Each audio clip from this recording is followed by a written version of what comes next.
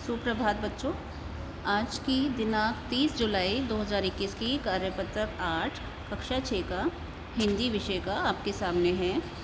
प्यारे बच्चों, ये जो वर्कशीट है, ये जो कार्यपत्रक है आपका, ये खेलों के महत्व पर आधारित है कि हमारे जीवन में जितना महत्व पढ़ाई का है, उसके साथ साथ हमारे जीवन में खेल कूद भी बहुत महत्वपूर्ण है। हमारे शारीरिक विकास के लिए, हमें स्वस्थ रखने के लिए, हमारे मानसिक विकास के लिए खेलों का भी पूरा योगदान होता है।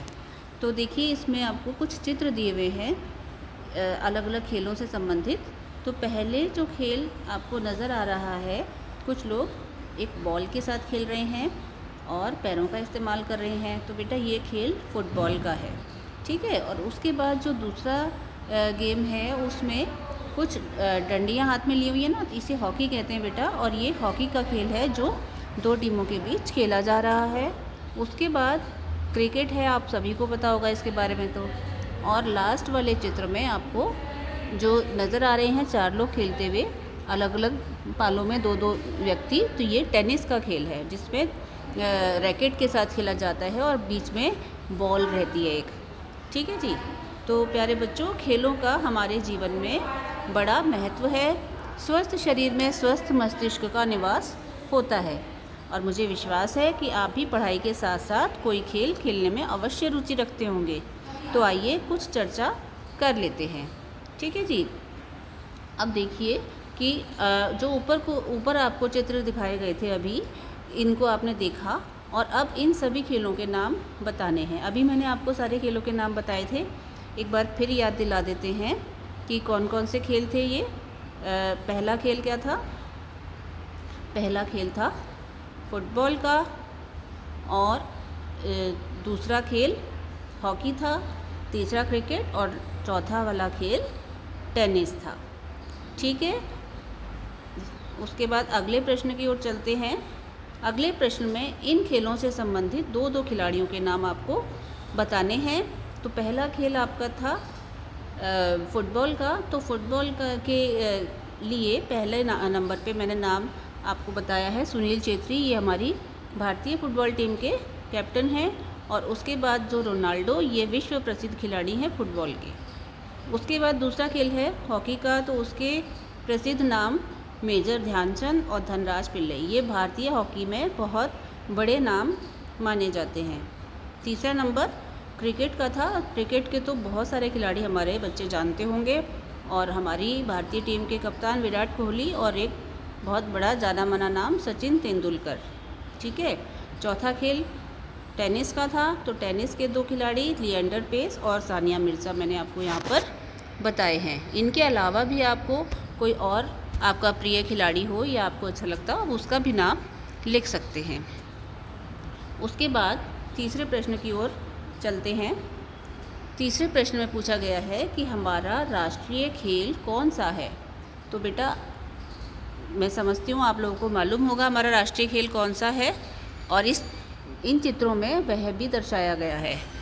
तो ठीक बात है, आप बहुत सारे बच्चे गैस कर पाए होंगे कि हमारा राष्ट्रीय खेल क्या है? हॉकी, ठीक है। हमारा राष्ट्रीय खेल हॉकी है। अच्छा जी, उसके बाद पूछा गया है कि आपका पसंदीदा खेल कौन सा है, कि आपका मनपसंद खेल कौन सा है। तो इस प्रश्न के उत्तर में आप अपना कोई भी प्रिय खेल का नाम लिख सकते हैं और उस खेल के बारे में कुछ पंक्तियाँ लिख सकते हैं, चाहे वो कैसे खेला जाता है या उसकी क्या इम्पोर्टेंस है, या उसके बारे में जो भी बातें आपको भाएं वो आप लिख सकते हैं। जैसे कि मैंने यहाँ पर आपको एक खेल के बारे में बताया है कि जैसे उदाहरण के तौर पे आपने लिखा कि मेरा पसंदीदा खेल कबड्डी है। तो अब कबड्डी के बारे में ही कुछ पंक्ति हमें लिखनी है उसके बाद, ठीक है। तो क्या क्या लिखा मैंने यहाँ पर कि खेलने के लिए किसी उपकरण की आवश्यकता नहीं पड़ती, यानी जो कबड्डी का खेल है, इसे खेलने के लिए कोई भी हमें ऐसी सामान नहीं चाहिए कि जैसे बैडमिंटन के लिए हमें रैकेट चाहिए या क्रिकेट के लिए बैट बॉल चाहिए। तो कबड्डी के लिए किसी भी उपकरण की आवश्यकता नहीं है। इसे 2 टीमों के बीच खेला जाता है और एक टीम में 12 खिलाड़ी होते हैं। और इसे पूर्वी भारत में हुतुतु, आंध्र प्रदेश में चेडुगुडू आदि नामों से पुकारा जाता है। तो कुछ बातें जो मुझे याद आई मैंने इसके बारे में लिख दी। तो आप भी अपना कोई भी प्रिय खेल लिख सकते हैं जो आपको अच्छा लगे और उसके विषय में कुछ बातें बताई जा सकती हैं। ठीक है जी। उसके बाद इधर आ जाइए, जो ये हरे रंग का आपको एक बॉक्स दिया हुआ है, इसमें आपको कुछ करने के लिए कहा गया है कि ज़रा सोचिए और याद कीजिए और साथ वाले बॉक्स में लिख दीजिए कि आप इन 4 के अलावा और कौन कौन सा खेल खेलते थे। ठीक है, तो आप बचपन में कौन कौन से खेल खेलते थे वो आपको इधर वाले बॉक्स में लिखने हैं। ठीक है, जो आपको यहाँ पर बॉक्स दिया गया है। तो पहले वो वाले खेल आपको दर्शाने हैं बेटा जो आप घर के बाहर खेलते थे। ठीक है, तो घर के बाहर जो हम खेलते थे देखो उसमें हमने कुछ नाम लिख दिए हैं आपको यहाँ पर कि खो खो का खेल, पकड़म पकड़ाई, गुल्ली डंडा, पिट्ठू भी खेलते थे, बर्फ़ पानी। ठीक है, इस तरह के नाम, और कबड्डी, इस तरह के खेल हम बचपन में भी खेला करते थे। उसके बाद आपको नीचे लिखना है उन खेलों के नाम जो घर के अंदर खेलते हैं।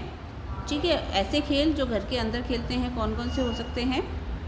वो हो सकते हैं कैरम, लूडो, पर्चियाँ खेलते हैं ना, 16 पर्ची खेलते हैं, राजा वजीर चोर सिपाही वाली पर्चियाँ खेलते हैं। तो कई तरह की पर्चियों का खेल बच्चे खेलते हैं घर के अंदर। शतरंज भी खेलते हैं, व्यापार एक गेम आता है वो भी खेलते हैं, और उसके बाद सांप सीढ़ी का गेम भी हम घर में बैठ के बहुत बार खेलते हैं।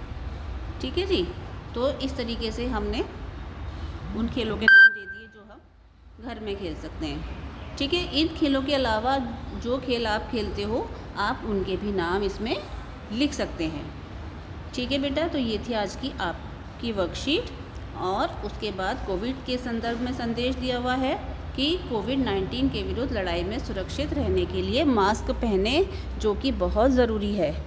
ठीक है, अपने बड़ों को भी घर से बाहर तभी निकलने दें जब वो मास्क पहनकर जाएं। तो अपना ख्याल रखिएगा। नमस्कार।